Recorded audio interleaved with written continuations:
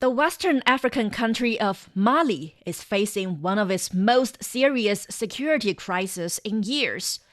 Armed groups, including Al-Qaeda-linked militants and Tuareg separatist forces, have intensified attacks across northern and central regions, while violence threatens areas closer to the capital, Bamako. Millions of people are now in urgent need of assistance as displacement, food insecurity, poor access to healthcare, and climate pressures deepen the humanitarian emergency. But how did Mali get here? What role did the collapse of Libya play? Why have years of military intervention and peace efforts failed to bring lasting stability? This is China-Africa Talk. I'm Gao Junya. In this episode, my colleagues Jerry Owili, Douglas Akwach, and Matthias Muindi look at the roots of Mali's crisis, the humanitarian toll, and what the future of Sahel may depend on. I just want to let this conversation flow so that we get the gist of everything that is happening in Mali. It's the biggest talking point in Africa currently. A lot is happening in the country. Of course, there's still the rebels that the military government is trying to push back after they tried to take over Bamako. They succeeded in taking parts of Kidal and other satellite regions away from Bamako, but the situation is still very tense. Matthias, I just want to know, how do we get here? When you look at Mali's political history, especially since the 1960s when it became independent, it has undergone what you can call a cyclical political curve. Because Mali started very well in 1960 when it became independent. They were under a civilian government. But unfortunately, this government mismanaged some of the local political issues, the economy, and by 1968, Mali had its first military coup. So the country would remain under military rule for the next 23 years. 1991 is when General Traore's government came to an end. But after that, they came up with a very, elaborate system in which Mali became actually one of the democratic success cases in Africa. The next 20 years, Mali was under good, political governments which were, civilian-led, elected, and they managed the country very well in terms of the economy, in terms of the various, political issues. However, things started going wrong around the turn of the new century.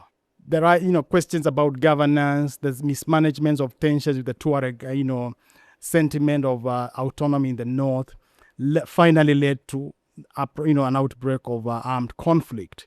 That is what would lead to the coup of March 2012. After that, Mali has been on basically a free fall ever since.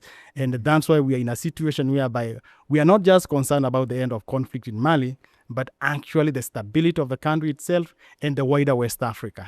So a mismanagement of, domestic politics and also the mismanagement of any armed conflict that had broken out in the country. Mm-hmm. And the impacts, as you're saying there, are not limited to the borders, within the borders of Mali. It's something that stretches far. The situation in Mali in terms of security goes beyond the country's borders. Currently, we are witnessing, first of all, two elements in terms of that threat. The first one is the Tuareg separatism in itself. The Tuaregs are not just found in Mali itself. They are also found across most of the Sahel, in Algeria, southern Algeria, western Niger, and the parts of Libya.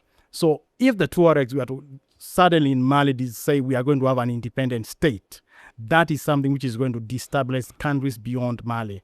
Secondly, we have now militant groups that are operating in northern Mali. Jihadists allied to Al-Qaeda, others allied to the Islamic State. These are groups which have transnational ambitions. If there is no way they are going to stop, even if they were to take power in Mali, it's unlikely they are going to stop in Mali. So the threat which is originating in Mali is just going beyond the country's borders and even beyond the Sahel. So whatever we do in Mali in terms of trying to manage this, we have to have regional considerations at the core of whatever decisions which has to be made when the conflict in Mali. I've heard you mention a particular year there, 2012. But I just want us to go a little further than that. Yes. So just before 2012, something big happens in Libya, Douglas. And this is something that has implications that go even beyond Mali. Just take us through what happens with relation to that year, that particular year, 2011. Thank you, Jerry. First of all, for our listeners who may sometimes the idea of Africa can be very complex, very complicated. For our listeners who may not know where Mali is in Western Africa or West Africa. And Mali is surrounded by Algeria, which, as Matthias here I will tell you, once mediated peace in that country. I think around 2018 or thereabouts, 2015, 2018 thereabouts. So there is Algeria, there is Mauritania, there is Senegal, which interestingly, I think at independence, Senegal and Mali were some kind of federation, which lasted a very short time. Then we have Guinea. Is this Guinea-Conakry? Then we have Cote d'Ivoire. Then we have Burkina Faso. Then we have Niger. Mali is a very large country. But now coming to your question, and Mali got independence in 1960. I think its first president was called Modibo Keita.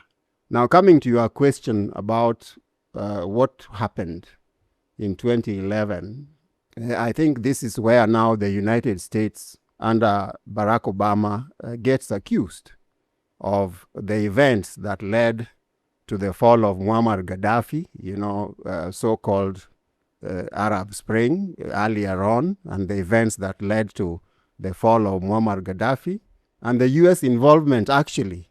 And I think asked in an interview after he left the presidency, I think one of the things Barack Obama said was his biggest regret as president of the United States when it comes to Africa was Libya, because they know what they did there. So, of course, the destruction of Libya means now there was no state there. Libya collapsed. It became stateless. And all sorts of groups sprang up, vying for power, vying for control. And as Libya collapsed, state security collapsed along with the state itself. And there were very many arms, all sorts of arms, all sorts of groups that were now operating in Libya. The collapse of Libya has direct links to, the problems that then we see in Mali today. Because, again, Libya under Muammar Gaddafi, who had a relationship with the Tuareg, he was like a godfather of the Tuareg. And even some of these insurgents that they talk about now leading a secessionist movement, I understand, emerged from Libya, complete with arms and armaments that they crossed the border into Mali with. So the breakup of Libya created militant groups vying for power. And even the entry of others like Al-Qaeda got into that vacuum. So this vacuum is what we can say, and the arms that were then in the hands of various groups that contributed to the problems we are seeing in Mali today, including the Tuareg. So the instability in Mali has a direct link to the collapse of Libya and then the groups that we saw there. Mm-hmm. Yes. And as you just captured it rightly, Libya is still divided to this day. There's, of course, the Tripoli-based Government of National Unity, and there's the Eastern-based side as well, which is affiliated, I think, with the section of the parliament.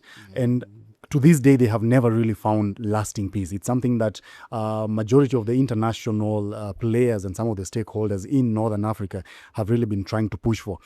So there is a chaotic scene in Libya. That's October 2011.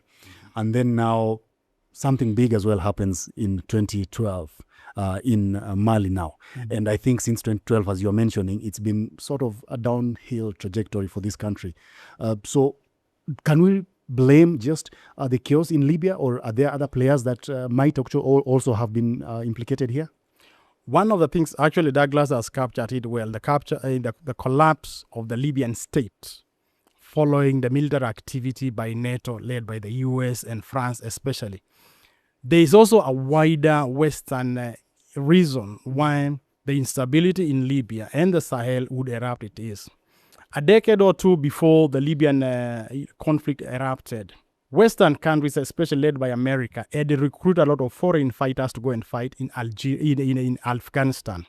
Some of these fighters had come from North Africa. At the end of the first war in Afghanistan, when groups like Al-Qaeda would later emerge, most of those foreign fighters were just abandoned, and they had to go back somewhere. A lot of them came back to Algeria and North Africa. So when Libya is collapsing, you have a large group of people who have battlefield experience, who are also very disillusioned about, let's say, the current, political system, international order. So it was very easy for groups of armed fighters, especially from Algeria, to cross over into the rest of the Sahel and then start some of the insurgencies you see. That's how Al-Qaeda gets in northern Mali. That's how Al-Qaeda becomes part of the Sahel. So Western approaches to, let's say, the Sahel and the Mali specifically has been very fragmented, driven by national interests in which most times they don't care what happens to those territories. So when you have a NATO-led process in which Gaddafi ends up being overthrown and his government collapses and Libya becomes basically a very, very fragile, almost failed state, they didn't figure out what will happen to that. That Libya was one of the most well-armed countries in the world. Those weapons had to go somewhere, and some of these groups went and took those arms, and they have launched the campaigns you have seen in countries like Mali. There's also the element of the state in these countries like Mali. The state in Mali was already fragile. State building in some of the countries in Sahel, even after independence in the 1960s, had been very weak and it was very fragile. So when you have a government confronted by armed non-state actors with very powerful weapons, it was very easy for these states to basically collapse. So most of northern Mali became almost under the control of non-state actors, and that is a situation which has persisted to date. Now you can ask yourself, we are almost doing 10 years since the coup of March of the coup of 2012. Why has this situation not been sorted out? It is because of the way international community has approached the situation in Mali. They don't try to understand the dynamics of the conflict which is playing in that country. They don't try to understand what are the reasons which are driving some of these groups to operate there. And most of the strategies which have been applied, including by powerful countries in the West, have ended up actually making the situation worse. Now, if you look at Mali as it is, basically it is on the risk of being abandoned by the international community. And if that was to come to pass and be left as it is, the implications would be very dire, not just for West Africa as a region, but also even beyond into countries which were once responsible for what has happened to Mali and the Sahel.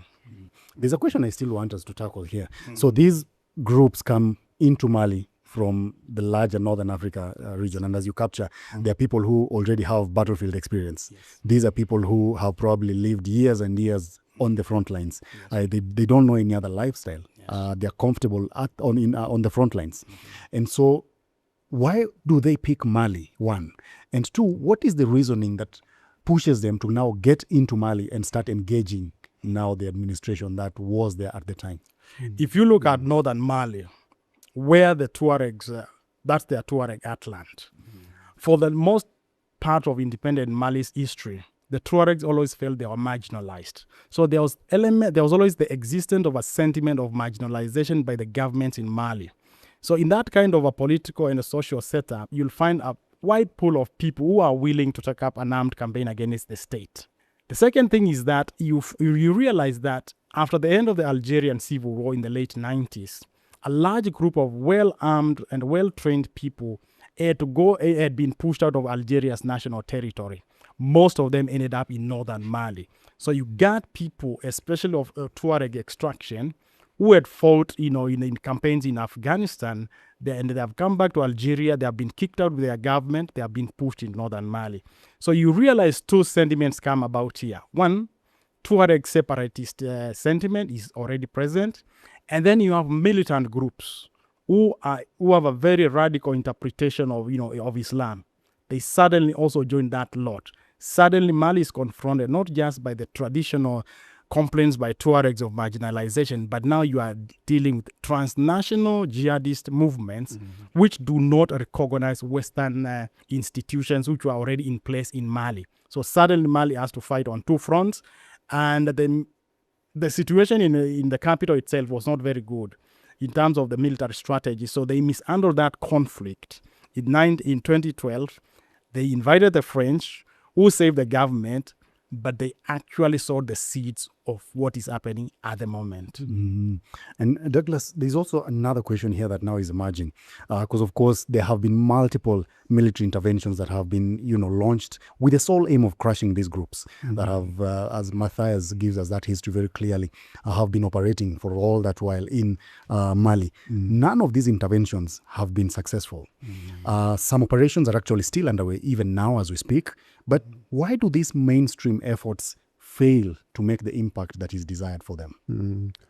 Thank you, Jerry. That's a very good question, and it's a question everybody is talking about, is trying to find an answer for. I think the main approach of Western conflict intervention, if you look at all interventions from the West, whether they are from the United States or whether they are from France, who have largely now been kicked out of West Africa, is to militarize a conflict, militarization. It's the hardware, the idea that boots on the ground, guns and bombs will solve a conflict.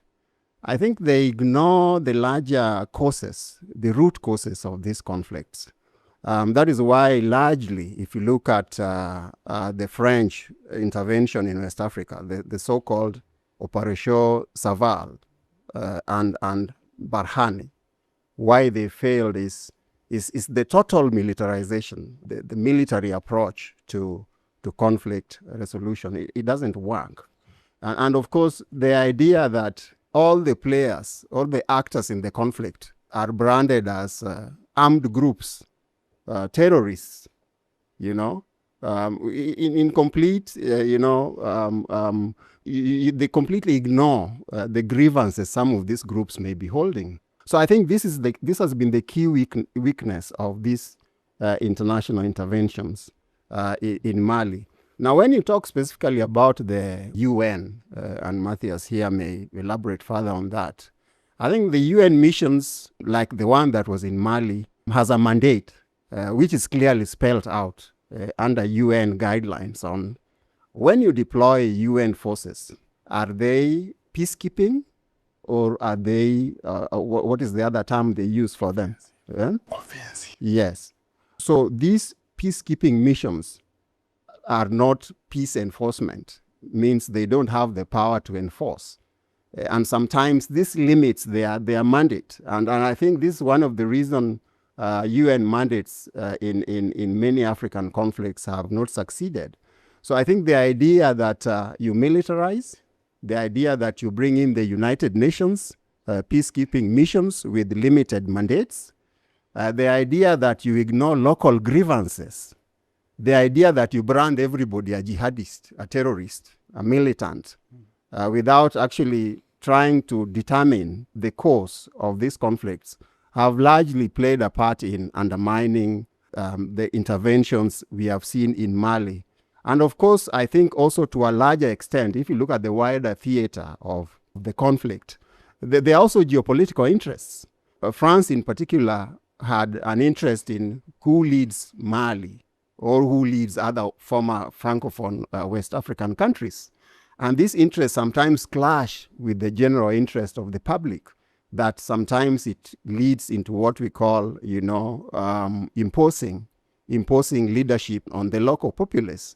So these cardinal principles of dealing with conflicts have been ignored. And sometimes even these things depend on mediation. We see how African conflicts are mediated, sometimes by external actors. And the question you ask then, what sort of leverage does this mediator have? Do they have credibility? What sort of acceptance? Are they generally accepted? So even where mediators are brought in, if you look at the situation in Mali and even the intervention by Algeria, then which is far north and considered a Gulf, an Arab, belonging to the Arab coalition, and then you leave these other countries that neighbor Mali that are more of African origin, then that is problematic.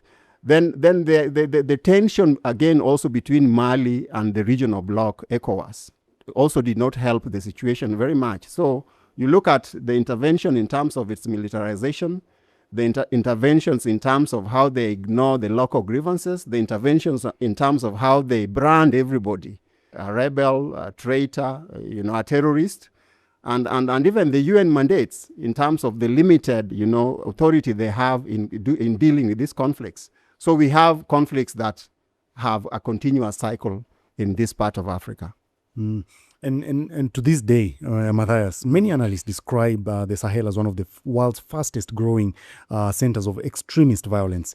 And when you look at some of the incidents, such as the one that we witnessed, and it's still going on 2 weeks ago, of course, as these groups try to come and take over Bamako, they succeed in taking Kidal, they try to push the government out, they even kill a minister. And right now we know the president has taken up that role of the defense ministry because that defense minister was killed. When you look at such incidents, is there really hope that this trend could be reversed? Because the efforts are still ongoing, but we still see these incidents cropping up. Will this ever end? When you look at, first of all, before I answer that, when you look at the state formation in most of the Sahel under the French colonial rule, because most of the Sahel was under French colonialism, state formation in those countries was pretty weak. The central authorities were mainly confined in the capital, and the state authority or influence was never beyond the main cities. So in these regions, if you look at northern Mali, if you look at even Niger itself, if you look at Burkina Faso, areas which were far from the capitals used to feel marginalized. So that element of marginalization remains predominant in the Sahel. And that is something which has not even been addressed. Even after what we saw in Mali, whereby we had a large deployment of external forces, foreign forces fighting there. You have the UN peacekeepers, you have the French troops, you have American intelligence security forces operating there. All of those ones were just concerned with their own interests. So the original element of marginalization in the Sahel has never been addressed. And if that is not dealt with, it's going to continue being a driver of these instabilities. The other elements Douglas has touched on it is whereby a lot of these conflicts we see in the Sahel it's not one conflict. They are so multifaceted. If you were to just break down the conflict in Mali, it's just basically three main types of conflicts going on. One, we have an armed separatist campaign by the Tuaregs in the north. Then you have like this now the militant jihadist type coming out from groups like from Al Qaeda. Then you have local ethnic conflict also still going on, especially in the central regions of Mali. All of those different conflicts require different approaches, but we have tended to lump everything as one. And we tend to think the problem in Mali is counterterrorism. Counterterrorism will only deal with only one element. You can take out the jihadist movements, but you are not going to take out the Tuaregs. You are not going to take out the communities who are fighting one another. The issue of Mali, if we are to just focus on that, Mali has now to go beyond, they have to really, the current military-led government has to basically decide. The military option in this country has not worked for more than a decade. Can we now consider the issue of a political solution to this? It has been done before. It worked, but now there are setbacks. What am I talking about? In 2015, there was a peace agreement which was mediated by Algeria. It aimed to end the tensions between the central government in Mali and the Tuareg rebels. They ended up signing what is called the Algerian Accord, and that's how northern Mali was peaceful for a couple of years. The political elite in Bamako, in Mali later mismanaged that accord, and when the military government came back to power in 2023, they basically got rid of that agreement. So there is a history in Mali whereby you can get into political negotiations to first of all deal with the issues. Because if today the central authorities in Mali were to have a negotiated settlement with the Tuareg rebels, because the good thing that the Tuareg rebels up to now, they have not talked about secession. They are talking about autonomy. If you can come up with a consensus, a political process in which they feel they are part of Mali, but in which they can administer some of their issues, it will be easier for you now to deal with external armed groups operating in Mali. We are talking about militant ones. We are talking about anybody who just doesn't have interest of Mali at heart. So there is hope if we can start a process which is political, which tries to split all the various instabilities in Mali, and then tries to address some of these. Otherwise, if we can persist on using a militaristic approach, we are going to be here for a very, very long time. More recent analysis of the crisis in Mali tend to look probably at the terrorism era, the era that, say, starts around 2012. However, the earlier coups, the one that happened in 1968 and the one that happened in 1999, actually predate this era of terror. And earlier, the first coup that happened in Mali in 1968 was an ideological issue that led to the overthrow of Modibo Keita. Then we have purely, 1990, 1991. Now this is the so-called wave of democratization that sweeps not just across Africa, but some parts of Europe. We see the coming down of the Berlin Wall, the collapse of the Soviet Union, the emergence of new states in Eastern Europe. In Africa, the push for democracy. In countries like Kenya, the push for multipartyism and constitutionalism. These are the things that led the pro-democracy move that led to the collapse, the coup in 1991. However, it gets more complex now with terror and these groups, running away from the vacuums in North Africa and entering Mali, including indigenous Malian groups like the Tuareg. So now we see more terror-oriented developments in these political changes we see in Mali. And the 2012 one, of course, is the failure to deal with the Tuareg insurrection. And then, of course, the mismanagement, like Matthias has already pointed out, of these jihadist insurgencies that then led to the coup in 2020. And then now we see another cycle. So it keeps happening in cycles, and the causes are as complex as Matthias puts it. All various levels of conflicts going on in one conflict. So those are 4 coups that you count there. Yes. Since Mali got independence, right? So if you look at these 4 coups and the implications that they had, of course, in every instance, there have been very concerted efforts to try and just pacify the country and ensure there's stability, lasting peace, something that has not really been successful all across the board. And I just want to say this, it's not because there has not been any effort. The efforts have been there, but they're not succeeding. Could we also point the finger to the people that are funding these other groups, the forces in the underworld that are trying to ensure that the status quo remains, because probably there's something that they benefit? So could we also point a finger at them and the agenda that they're trying to continue in Mali? And what could this agenda be, Matthias? It is very clear, what you have spoken, Jerry, is true. Because when you look at the groups which came from Algeria, and these are now, let's say, the forerunners of the, militant groups, they are jihadist groups operating in Mali.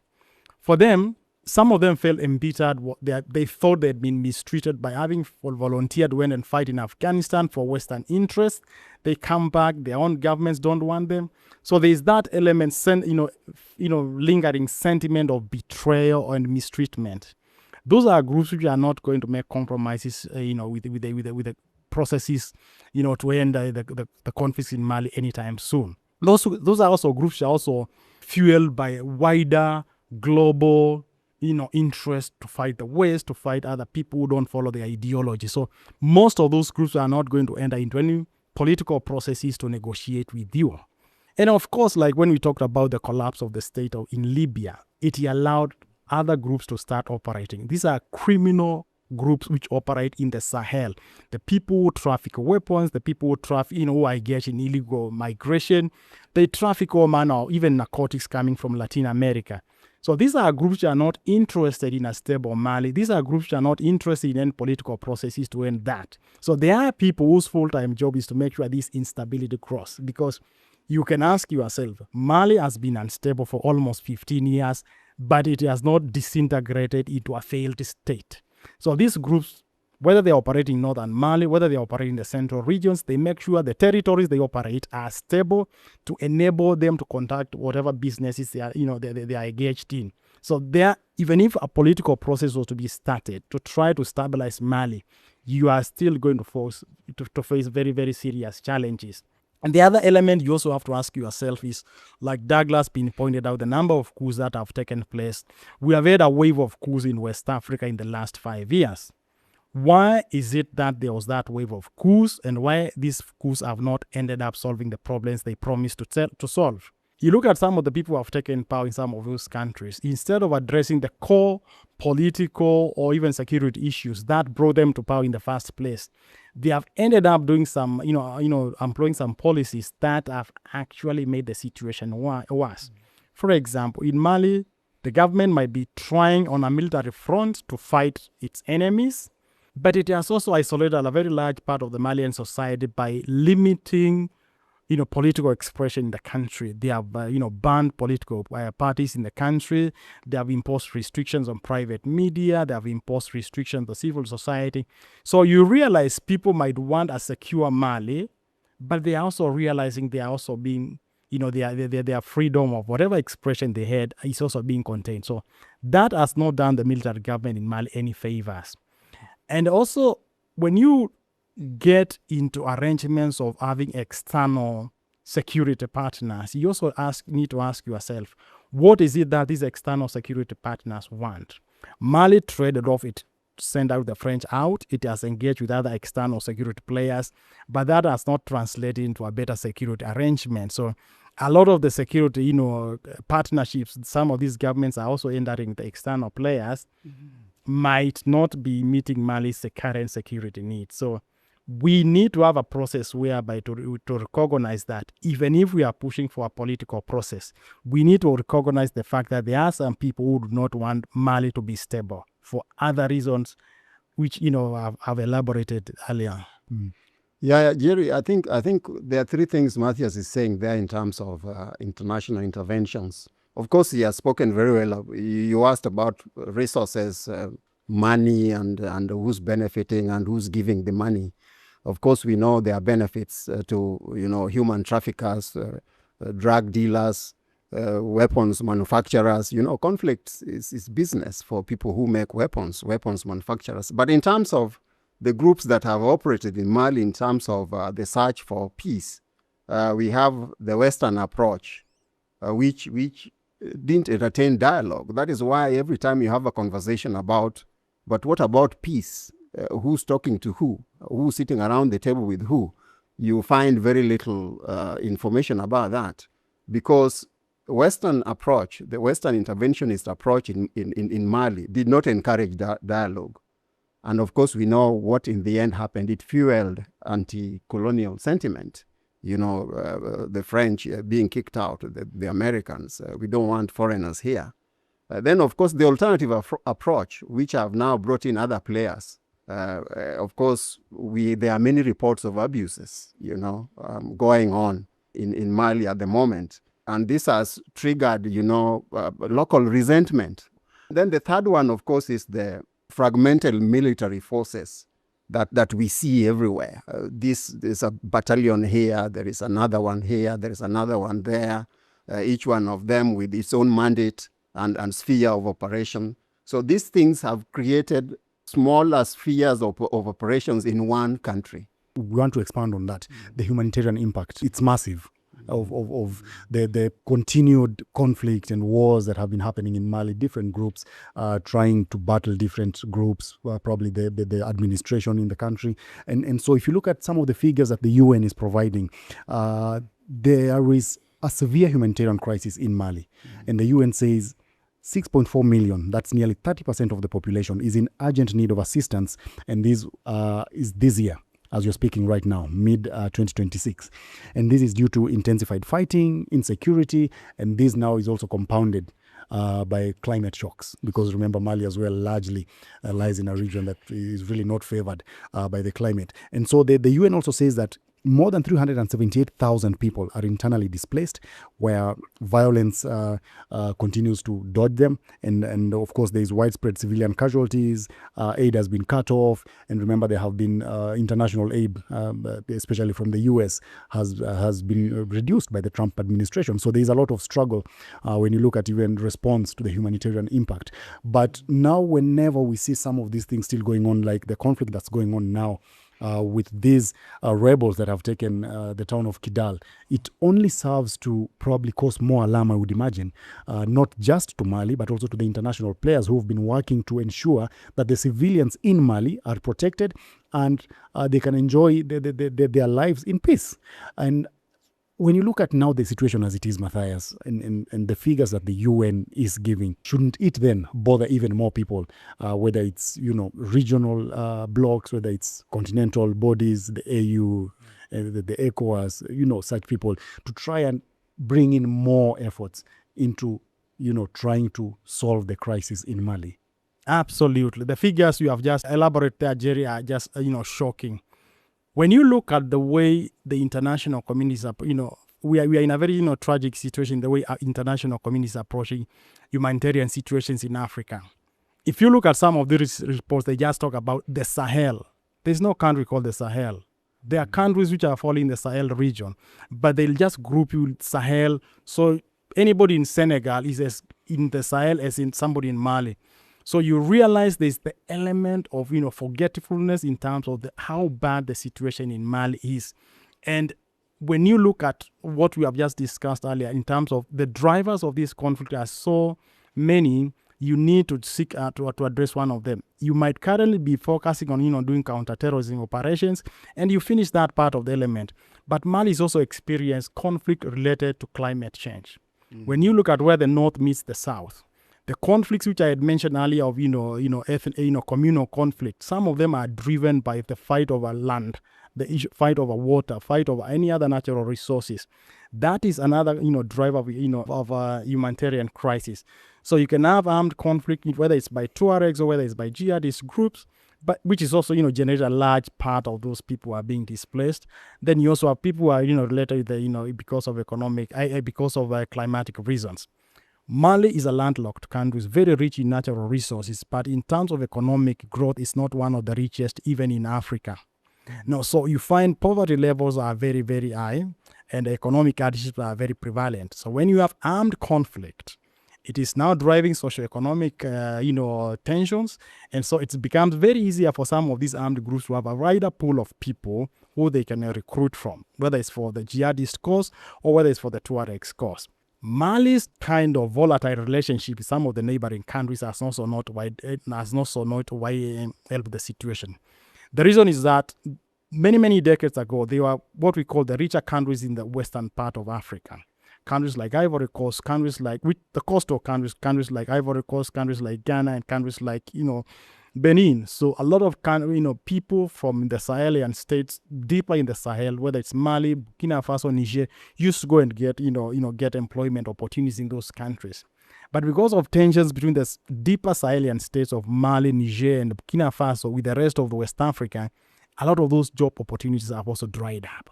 So you have reduced remittances coming from those countries, and you also have, fewer people being allowed to go and work in those countries because of these tensions. So you realize the humanitarian situation in Mali is very, very dire, coming from different causes. The key thing is the key players of international community who are still interested in a universal, fair order, to keep on saying the conflict in Mali is as bad as the conflict in Gaza or the conflict in Sudan or the conflicts in countries like Afghanistan. We should not have tiers of conflict whereby all this humanitarian crisis in Gaza is more serious than what's happening in Mali. A life lost in Mali is the same as a life lost in Gaza. And when you look at the international forecast currently, it is not doing justice to what's happening in the countries like Mali and the rest of the Sahel, because yes, we generate these impressive, frightening statistical figures, but we are doing very little in terms of actually delivering humanitarian aid on the ground. We are doing very little in trying to support processes which will try to, limit the drivers of this instability. And of course, the policies which have come out from the US under the Trump administration have not done favors in terms of delivery of humanitarian aid. Right now, any people, including the UN, who are interested in delivering that aid, they are struggling with no lack of resources. So that has also made it very, very worse, very, very difficult For those people who are willing to go into Mali, deliver humanitarian aid, they say we just don't have the resources, not because we don't want, but because the people who have traditionally supported these processes have decided that they have other things to focus on. And now we have a situation which is humanitarian. It's costing lives, it's causing misery, it's driving this instability. So we'll have to think of more creative ways of delivering and alleviating the humanitarian situation in Mali, but not relying on the traditional systems we have always relied for the last 50 or so years. Jerry, just to add there on what Matthias is saying about Bamako, understandably, was under blockade. So I think what needs to happen to resolve, at least to ameliorate this humanitarian situation, probably is to open the humanitarian corridors. Of course, in situations like this, there are armed groups that are operating around or outside Bamako. In order to open these humanitarian groups, perhaps the Mali military, in concert with whatever assistance they are getting from other partners, need to look into the issue of opening these humanitarian corridors. Because if you don't open those corridors, food, medicine, and other essentials cannot get access, cannot reach the population that really need these things. So I think that is really key and urgent, how to find ways of working together, the Mali government and partners, how they can work together to open these humanitarian corridors. That's number one. And number two, I still think that there is a place always for the United Nations, regardless of what happened previously. We know Mali just had enough of MINUSMA and all these other foreign interventionist forces that were operating in the country. I think it is also important for the government to reconsider the place of multilateralism in solving conflicts, not just in Africa, but in the world.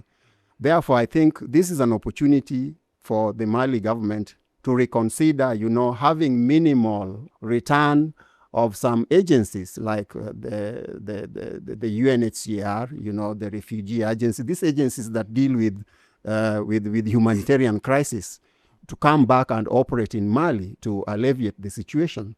And of course, I still also think that the idea of the Alliance of Sahel States, the AES, which brings together Mali, Niger, and Burkina Faso, we needed to have seen its manifestations in this conflict. So far, we haven't seen anything, whether it's in terms of putting together troops that can help enforce, minimal law and order in some of these places where it's become completely lawless. So where are the Sahel states in terms of rescuing Mali in its time of crisis? And I also still think, Jerry, that ECOWAS, regardless of the fallout, with these three Sahelian countries, still has a place as a regional body in looking at this crisis in Mali. Because only these joint efforts, Mali together with partners, ECOWAS, the Alliance of Sahel States, can deal with this humanitarian crisis that we see unraveling in Mali today. It's interesting you bring that aspect out, because these are countries, the three of them, Mali, Burkina Faso, and Niger, they're the ones that came out from the Alliance of Sahelian States. And they quit ECOWAS formally in January 2025. And the reasoning was they felt they are better off together, because at that point, they were these are the countries that had just undergone a military change of power, a military takeover of power. And ECOWAS had sort of asked them to cede power back to the civilians. And they decided, no, we're going to become one, and we're going to support each other militarily. And I remember when they formed the Sahelian, the AES, part of the reasoning that they gave was, part of the tenets of that formation was that they would support each other militarily. So it's actually surprising, even for me, Douglas, as you put it, that these other partners do not want to come and get involved in this. Matthias, why is that so? When you look at the foundation of the Alliance of Sahelian States, when you look at the founding charter, a lot of the details and the clauses which were contained in that document, they were just contained a lot of things on politics, a lot of things on security. And of course, security was the most urgent issues, because The biggest difference between these three Sahelian states of Mali, Burkina Faso, and Niger, and the rest of the ECOWAS, they differed on three fundamental issues. One was how to deal with the conflict that was destabilizing the Sahel. That was one of the biggest differences, the strategies which was going to be employed on that. The second difference was the transition to civilian rule. Yes, you have taken power because the security situation is bad. But when are you going to have a timetable to transition to civilian rule? And then the third element where they differed was the various human rights abuses which came, in that particular period. So when these three left the economic state in ECOWAS in January last year, a lot of the objectives they were pursuing were very political and very security oriented. You would have expected that a year later, when Mali, the situation they found itself in April, they would be the first people to intervene in terms of, providing actually boots on the ground. What happened was that the Alliance of the Alien States, they issued a statement condemning the attacks which had happened in across Mali, but that's as far as they went. There were no troops were deployed, and they made they made claims that there were external players which were funding that attack. Where they might have some point there, but there's very little evidence which was provided.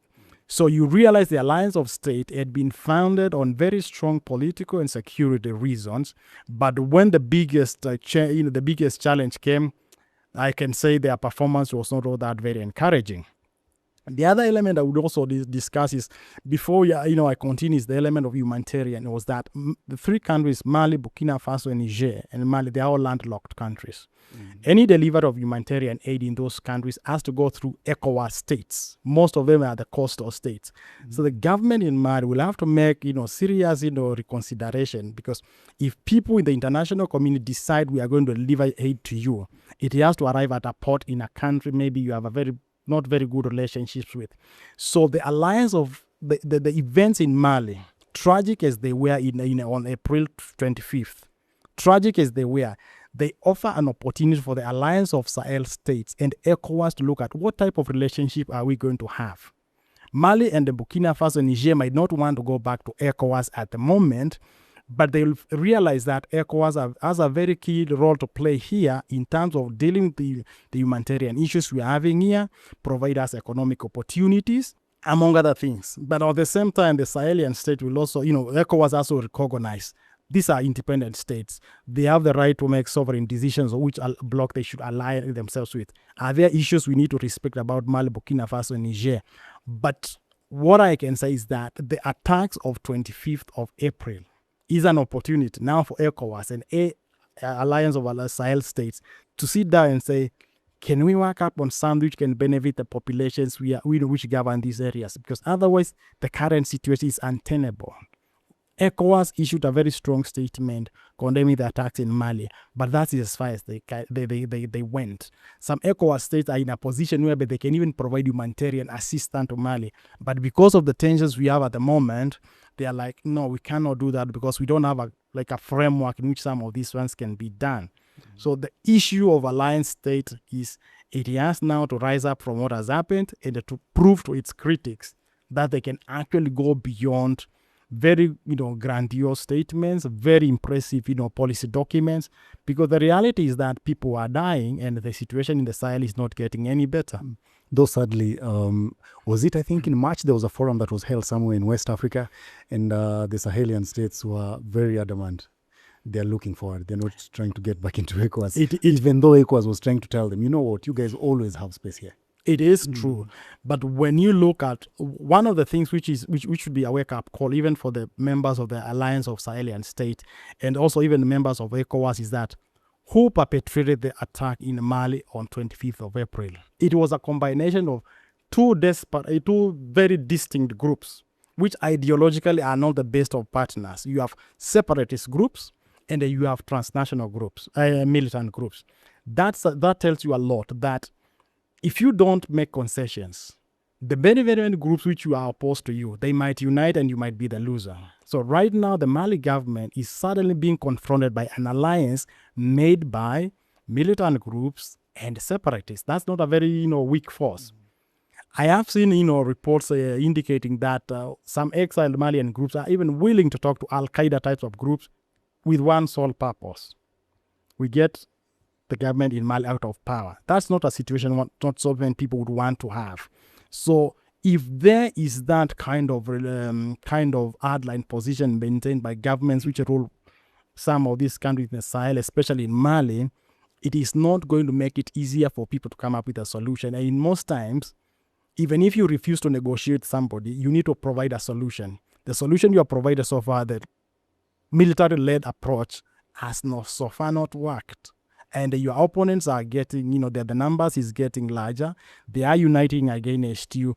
We don't want to leave it until it is too late, whereby we have non-state actors who are too powerful, who take a state like as vast as Mali.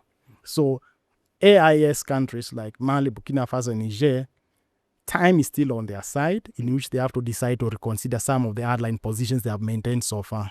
And Douglas brought something else as well, that bodies like the UN, like ECOWAS, still surely have a role to play in ending this conflict. But at the time MINUSMA was actually living, MINUSMA is the United Nations multidimensional integrated stabilization mission in Mali. And it operated for about 10 years. It was one of, I think, the longest operating missions in that part of the world. And just short of the one in DR Congo. Yes. And at the time they were leaving, because they completed their departure from the country on the 31st of December 2023. At that time, they had deployed more than 12,947 uniformed personnel. And to support this, they also had 1,786 civilian staff that had been deployed in Mali over that period. But sadly, it was also one of the deadliest missions the UN has ever had. Because you look at the figures that are given there, more than 300 peacekeepers rather, were killed in the duration of MINUSMA's lifeline. And those are big numbers. But can the UN then learn from that? And would it be willing to go back, even if Mali invited the UN back into its territory? Well, that's a good question, Jerry. I think that there are frameworks, under the African Union, under ECOWAS, under the United multilateral frameworks that admit, countries to these organizations. For example, ECOWAS has its own frameworks, like Matthias has already alluded to. The African Union has all its frameworks, and of course, the charter of democracy and elections spells out very clearly, when members can break the law and the sanctions that they then suffer. I think at the UN level, this is a matter that should come to the floor for discussion, the Mali crisis. Sometimes we fall short, as Africans in pushing our agenda. Of course, I also learned that some of the UN General Assembly, in terms of conflicts, issues brought in for arbitration, actually come from Africa. So one can only hope that this Mali situation can find its way on the floor of the United Nations, so that it is discussed, it is debated, and recommendations and resolutions made on the case of Mali, because clearly the escalating humanitarian situation needs concerted efforts. This is not something for Mali alone. It's a regional crisis. Then therefore calls for a regional response, calls for an African Union, a continental response, which I hear very little about, Matthias. There's very little. There's very little. I hear very little about. Yes. No, there's very little which comes out from yes, from the African Union, which is very sad. Yes. Because when you look at Mali as a country, the war in Mali, it is the most devastating, even compared to what we have in Sudan. When you look at the level of players, the Sudan conflict is very basic in terms of the adversaries here. It's just two security forces fighting one another. In Mali, you have so many groups with different agendas and with different origins, which are congregated in one national territory, and they are actually threatening the stability of the region. So what we need to do is, like Douglas has talked about, the UN, and especially the members who sit in the Security Council. The divisions which have been going on in the Security Council for a very long time are what has contributed to what we have in Mali. If they could just wake up and say, okay, let's just unite just for the sake of this country. Some of the other national interests we are pursuing in Mali, we can figure out how we can pursue that one. We can have a way of, trying to get some sort of semblance of a resolution, because the UN deployed one of the largest peacekeeping missions there. A lot of the troops Jerry has mentioned were killed in the northern regions where they were deployed to go and fight a different combat. UN troops don't go and fight counterterrorism. Most of them died in IED attacks. Those were planted by militant groups. So instead of deploying those troops to areas where they are fighting conflicts, they are not really conversant.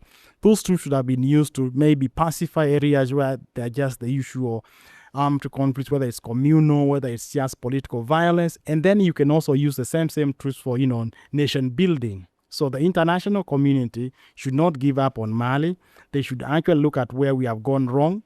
If it's the UN, they have to do their own soul searching, and they see how they can help, they can come back to Mali with clean hands. On the other hand, the Malian government, it might have had its own reasons to maybe push out external players. It brought in other external players who have not helped the country. So at the end of the day, it's the Malian who is in big problems here, threatening with matters of life and death. People have to make concessions at this particular time, because it's not who is right, who is wrong. It's a question of life and death in West Africa, especially in Mali. Mali as a source of African heritage, African history, African literature, and the impact that conflict has had on that front with regards to Mali, and largely with regards to African artifacts, African literature, African, the ancient manuscripts. And it's really interesting because thousands of ancient manuscripts from the Timbuktu region were smuggled out of northern Mali to safety in 2012 after chaos erupted. And remember, the figures that were given were like 27,000 manuscripts found their way out of Mali. A lot of them actually were destroyed, and some of them they managed to recover, and they had to be kept outside Mali because of the conflict. And for 10 years, these manuscripts were outside the country. More than 10 years, actually, because they were returned to Mali in August 2025. That's a total of 13 years of a country's history, the rich tradition and storyline of the country and of the continent lying somewhere else because of conflict. And now you look at this war again, starting again. Mali is still really, really a rich point of, if you want to tell Africa's story, if you want to tell the history of this continent, really Mali is a good place to start with. And if you want to still witness and experience the rich essence of being an African, Mali is really an important place for you to tell that story. Do we run a risk again with these conflicts that continue emerging of, Mali losing that heritage, Africa losing all these important manuscripts and artifacts again? That's a very good question. When you look at the ways a lot of people focus on armed conflict, they tend to focus on various things: disruption of economic life, humanitarian crisis, the political instability which comes up. They rarely discuss about the culture or the impact on culture and heritage of a society by armed conflict. Mali, like when I started, I talked about was that Mali is an ancient, what we have in Mali is based on an empire which existed between 1230 and 1670, AD. That's about 800 years ago. And that, that library you have talked about in Timbuktu is something which is well documented throughout antiquity for the last 600, 700 years. That is an heritage you cannot replace. We have seen some of those manuscripts have been preserved, and we have seen some of the militant leaders who later got arrested. They were taken to some international courts in the at the Hague. They were tried, prosecuted for that crimes against heritage and culture. What we also need to ask ourselves is that some of the manuscript and Mali's heritage was also smuggled out and has been sold to private owners, some of them based in the West. One of the ways some of these people who benefited from the cultural heritage of Mali could try to even assist in sorting out the problem in Mali is to either return these, documents, or they have them, secured somewhere where they say, this is not our property. This is the heritage of the Malian people. Let us preserve it until the country is stable, but we'll return it. That is something which we need to see a campaign whereby people say there's a large part of the Malian history which has been taken out of the country, which is not benefiting certain people, but that country needs to have it back. Okay, so it's something which needs to really, that campaign has to also be brought about, even as you deal with the issues of stability, issues of ending the conflict. So Jerry, like Matthias has already alluded, is the epicenter. Mali is the epicenter of Africa's culture, heritage, literature. And what really shocked me about Mali around that time in 2012 were the things that went on in Timbuktu, where the devastation, and this was covered by international media, and it was really, really shocking news, the images, the pictures that you were seeing there. So the things that went on in Timbuktu, in places like Djenne, and of course in Bamako and Dogon country, where where this heritage and culture is stored. In places like Dogon, people were using pickaxes. I don't know which people are those to hack at, sculptures, ban literature. So it was really, really shocking. So the cultural loss, the heritage loss, the intellectual loss that Africa has suffered because of the things that have gone on in Mali need to be addressed. And I don't know whether, Matthias, organizations like UNESCO or even the United Nations again and its relevant arms can mobilize, what can be done to look at this question of stolen, looted, artifacts that now got into the wrong hands and their way into other foreign museums or private houses outside Africa. So the destruction in Mali was really, really shocking. Away from the conflict and the humanitarian crisis we are seeing, must be addressed, the question of the heritage of Mali. Yeah, absolutely. UNESCO has attempted within its limited scope in terms of, in some of the areas where there was destruction, they have said we have some resources. They have able to restore some, but there's a lot which is still remains to have been, where it was left by the attackers. And what has been lacking are the private beneficiaries of the looting and the destruction of this heritage.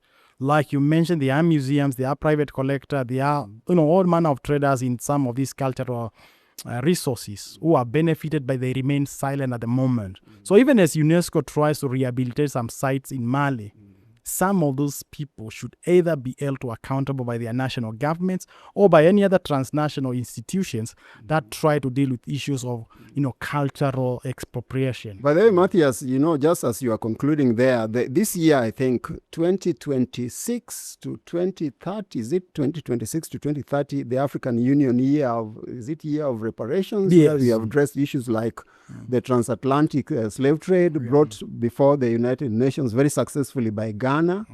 And of course, the recognition of it as one of the gravest crimes against humanity. I think on the same note, this question of the destruction that went on in Mali should be brought to the floor of the United Nations and the people who are responsible for it be brought to account. I mean, this heritage needs to be recovered.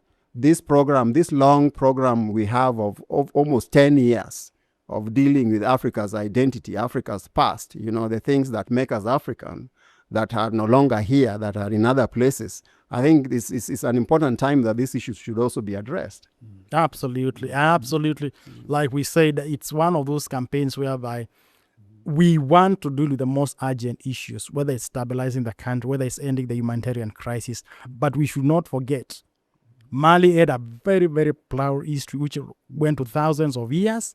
It should not be lost in the fog of history because certain people don't want to bring it on the table. If we are discussing reparations and restitution in Africa, let's not talk about things which happened during the colonial period. Let's discuss even that expropriation that has just happened in the last 10, 15 years.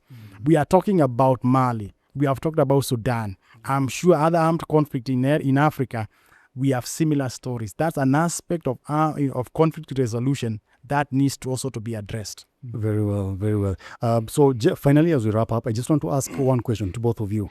And in a very brief manner, what next for Mali? What next? I think for me, in terms to Mali, is the warring groups which are involved in Mali. Each one of them has to maybe look at themselves in the mirror and make a serious concession. And also the international community, much as they are pursuing diverse interests in Mali, they need to recognize that this country cannot be left as it is. It's a situation which is untenable. Douglas? Thank you, Jerry. Not my views really, but the views of experts and analysts who watch Mali, who analyze Mali like Matthias here, that one of the things that country needs to address is the question of interest groups, like the Tuareg. Can the idea of autonomy, like we see in other federalism work in Mali? Can that idea work? Then number two, dialogue. Dialogue at home. Malians speaking to Malians themselves is one of the ways that these problems can be solved. So then also the re-engagement of regional organizations like the ECOWAS, and of course the realization, of course, of the AES, ECOWAS, the African Union needs to be taken into account. So that's really, really important. So for me, those are the ways in which progress can be achieved in Mali. Think about these groups and think about federalism. Think about restoring Mali's relationship with regional groups, continental bodies, the United Nations. All these have a part to play in the recovery of Mali. And most importantly, this process must be driven by the Malian people themselves.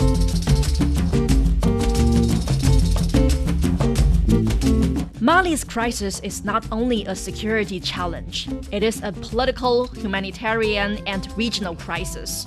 As our discussion shows, lasting peace will require more than military action.